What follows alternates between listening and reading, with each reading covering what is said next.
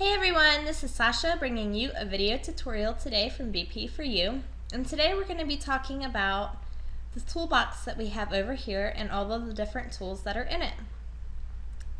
And so the first tool that we have here is we have a kind of like a move tool. And so I have made this layer over here, and you're not going to be able to see it yet. But if I use this tool, you can see the selection that I have made. And now I can sort of move this selection anywhere in the photo that I want to.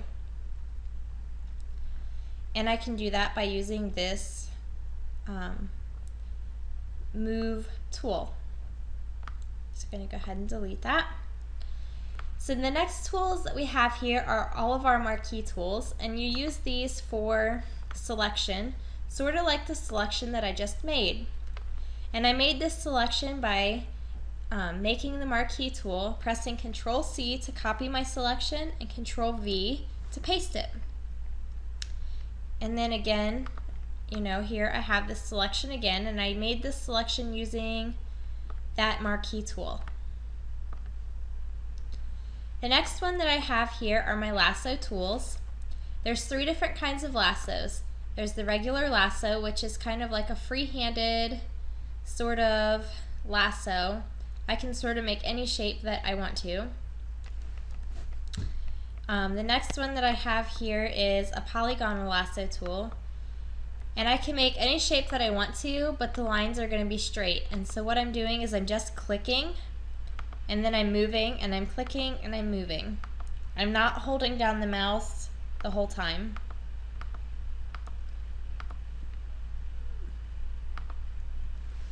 And you can see here, all my lines are nice and straight. And then the third one that I have here is a magnetic lasso tool. This tool looks for edges to stick to. And so you can see here that it's really attracted to the edge between her hair and the background.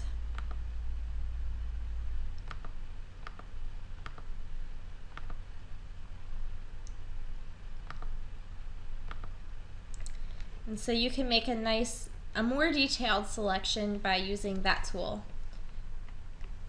The next one that we have here are more selection tools. And so we have this one here, which is our quick selection tool. If I were to just click, then you kind of get like a little bit of a selection. But if you click and you start dragging, then it starts really going to town by selecting different things for you. You can subtract things from the selection by using this and kind of pulling out. And so you can add more to the selection by clicking on this one. And then you have a new selection over here. And Control-D will deselect that. Now the magic wand tool is a little bit different. For this one, you just click, and it's going to look for lines and things that are similar.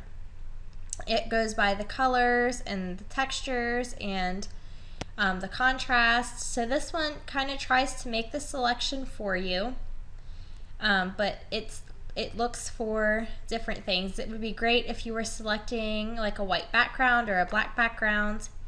If you find that, like if I wanted to select all of this gray, and obviously it didn't do that. And if you find yourself running into the problem of it selecting too much or not enough, you can come up here and you can play with the tolerance.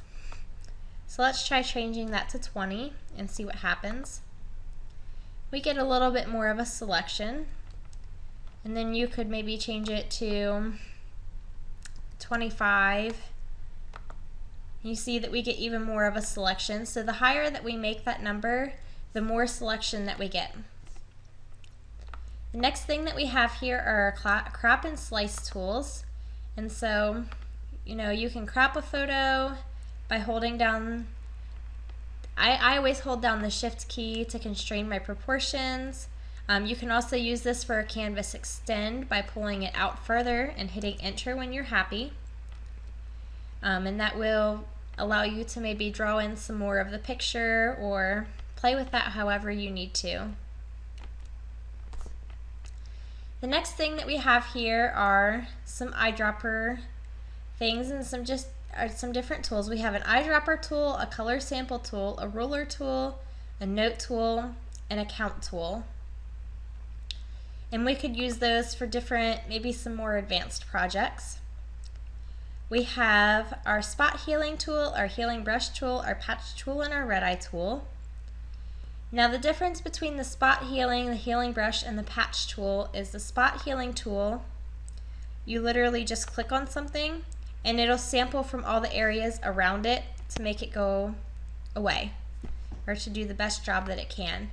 Now the healing brush tool, you have to set your own sample. So I would hit Alt on my keyboard and then left click with my mouse, and then I would come up and it's almost like it would be cloning then.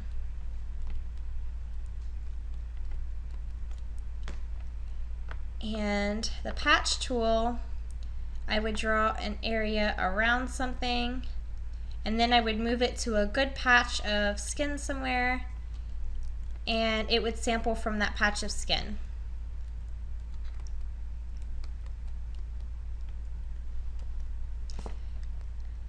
And then of course the red eye tool removes red eye. So then we have our brush, pencil, color replacement, and mixer brush tool. The one that you're going to use the most is the brush tool. And the thing that I use the brush tool the most for, or that I find myself using the brush tool the most for, is for layer masks over in the layers window. The next thing you have is the clone stamp and the pattern stamp tool. The one that you're going to mainly use is the clone stamp tool. You can set your brush size up here and your brush opacity, and you would alt click on a location and you would put that wherever you wanted that. So if I didn't want maybe the scenery in the background, then I could start working to get rid of that using my clone stamp tool. The next tool that we have here is the history brush and the art history brush. If you made a lot of changes to your picture,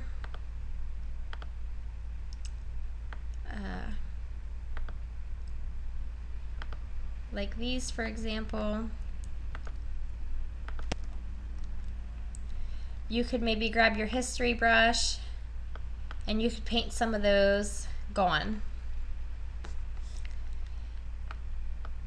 The art history brush will paint them back, but it'll do it in a kind of a strange way by sort of blurring the background and stuff as it goes, making your picture kind of watercolored. So if you're going to use one, most likely you're probably going to use the art history brush, or the regular history brush, excuse me. The next tools that we have here are our eraser tools. The difference between them is the eraser tool. The eraser tool will just erase, leaving you with nothing. The background eraser tool will erase the picture, leaving it transparent. And so this is actually, if I were to place this over top of another picture or save it as a PNG file, I would be able to see through this little hole that I just made right here. There would be no background behind it like there was with just the regular eraser tool. And the magic eraser tool sort of works like the magic wand tool up here.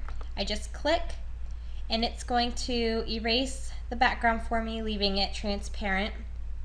And I still have that tolerance up here. It works the same way as that magic wand tool did.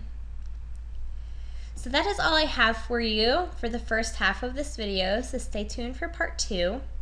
And thank you for watching this video tutorial on our little toolbox that we have over here. Happy editing, guys!